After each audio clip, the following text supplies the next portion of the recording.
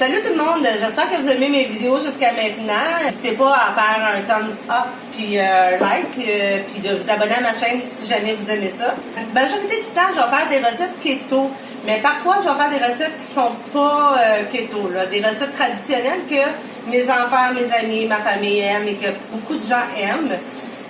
Aujourd'hui, je vais vous faire des pupusas. C'est un mets salvadorien, il y a beaucoup de personnes qui connaissent ça. Au Salvador, les pupusas, c'est comme ici la poutine pour nous. Alors, je vais vous présenter les ingrédients. Ici, on a la base qui est la farine de maïs. C'est de la maseca.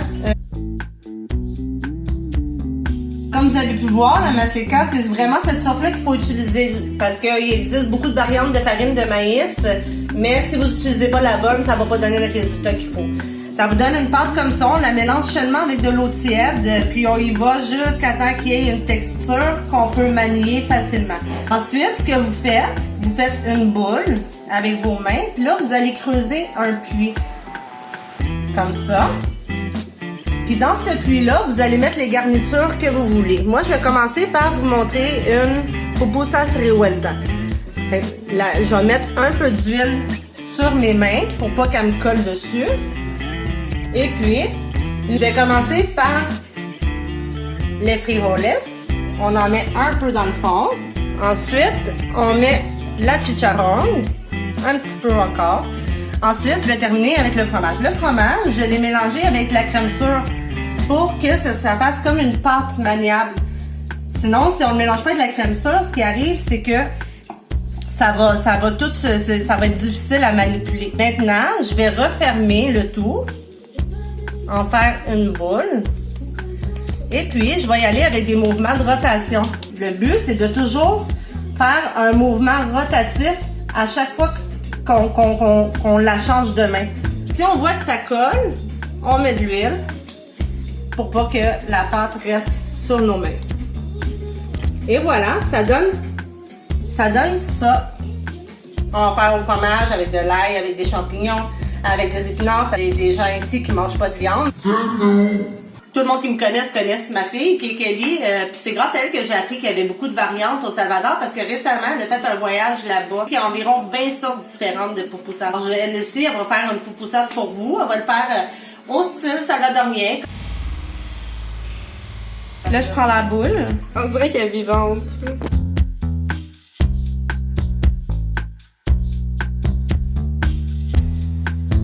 Ça l'est sorti.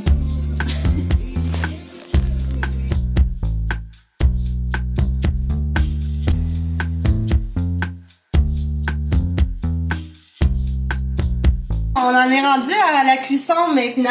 Comme vous voyez, si vous recevez beaucoup de gens, vous pouvez les faire à l'avance, vos pupusas. Faut pas avoir à faire les pupusas pendant que la visite est déjà arrivée. Alors, on les a montés comme ça avec des papiers de parchemin entre chaque. Comme ça, au moment de la cuisson, on a qu'à les refaçonner un petit peu parce que quand on les prend, on peut des fois les briser. La cuisson, c'est très simple.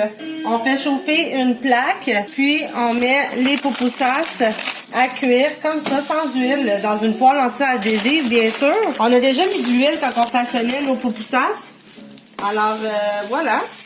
Puis là, on attend que ça cuise comme il faut. Et voilà, maintenant, je vais tourner ma dernière pupusa. J'ai déjà tourné les deux autres. Vous voyez, c'est doré sur le dessus.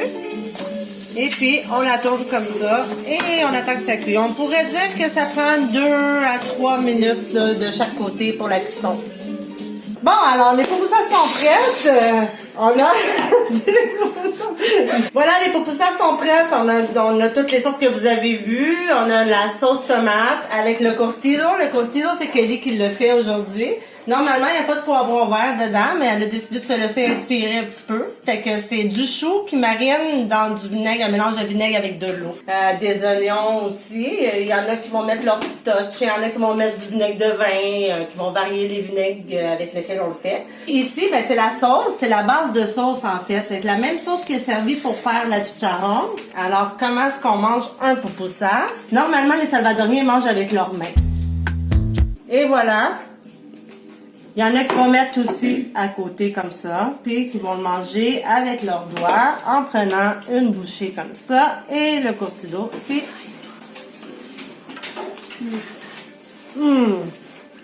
tellement bon. Hein.